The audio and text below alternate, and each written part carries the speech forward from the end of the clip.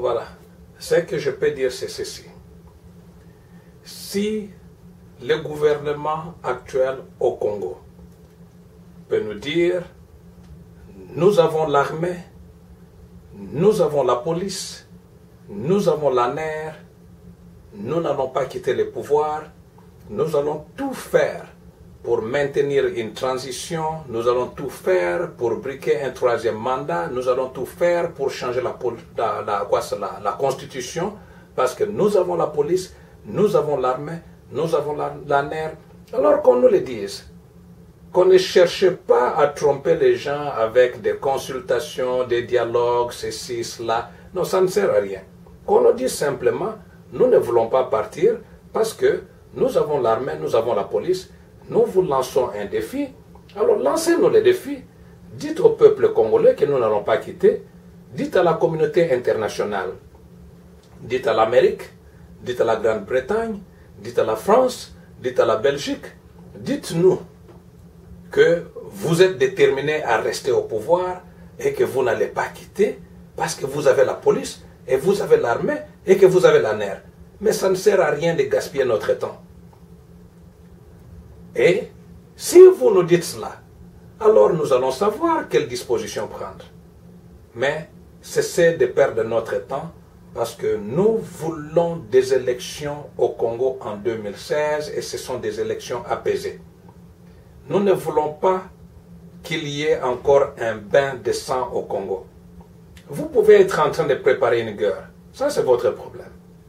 Mais nous ne voulons pas un autre bain de sang au Congo.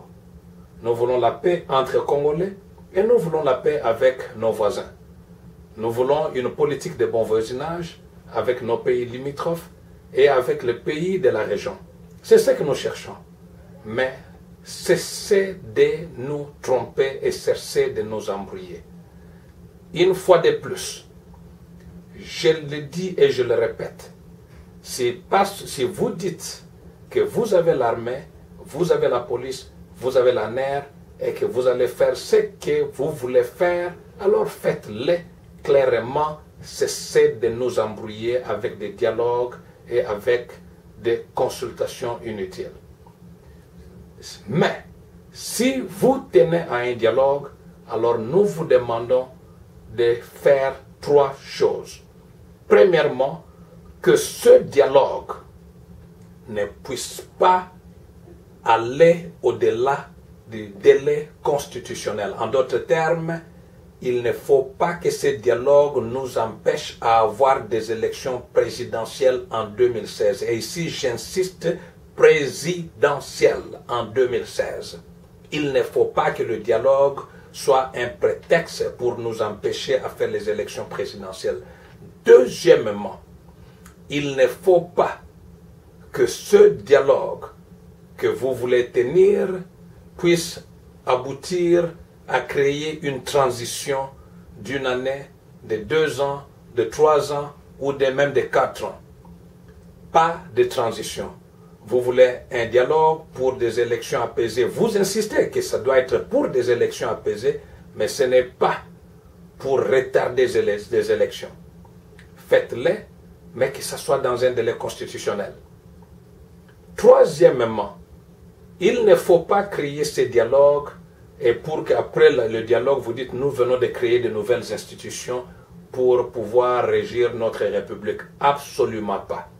On ne devra pas accepter la création de nouvelles institutions. Que le dialogue se limite à ce que vous êtes en train de dire que vous voulez accomplir, mais pas au changement du calendrier électoral pour la présidence d'abord. Il faut qu'en novembre 2016, il y ait élection présidentielle au Congo, un point, un trait. Donc, deuxièmement, comme je l'ai dit, il ne faut pas que, à l'issue de ces dialogues, vous puissiez créer une transition. Et troisièmement, je vous l'ai dit, il ne faut pas créer de nouvelles institutions.